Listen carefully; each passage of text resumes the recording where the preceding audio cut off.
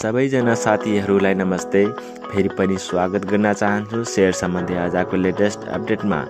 नेपाली तोपत्र बोर्डले एउटा नयाँ कम्पनी माबिलुङ इनर्जी लिमिटेडलाई 2082 असाढ 1 गते आइपिओ निष्कासनको अप्रुभल दिएको छ। अर्थात् यस कम्पनीले पनि आइपिओ निष्कासनको अनुमति पाइसकेको छ र चाँडै नै हामीले यस कम्पनीमा पनि आइपिओ भर्न पाउने सम्भावना देखिन्छ।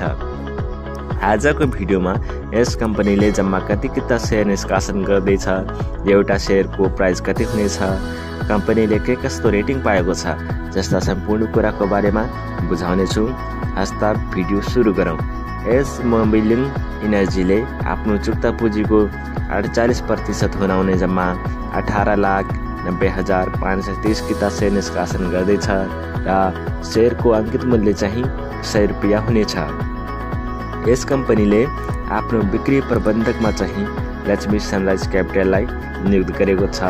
यस कम्पनीको स्थापना चाहिँ सन् 2014 मा भएको थियो, तर पब्लिक लिमिटेड कम्पनीका रूपमा चाहिँ सन् 2021 मा रूपान्तरण भएको थियो। यसले पाएको रेटिङ हेर्दाखेरि इक्रा नेपालले यस कम्पनीलाई इक्रा एनपी इस्युअर रेटिङ B+ प्रदान गरेको छ, जसले कम्पनीले दायित्व वहन गर्ने क्षमता उच्च जोखिममा रहेको संकेत गर्दछ। त्यसैले यस कम्पनीमा लगानी गर्दाखेरि विचार गरेर मात्रै लगानी गर्नुहोला। यसले सङ्खुवा सभामा 4.95 मेगावाटको हाइड्रो पावर प्रोजेक्ट पनि सञ्चालन गरिरहेको छ। अब यस कम्पनीको आइपिओ आउन पनि धेरै समय लाग्दैन।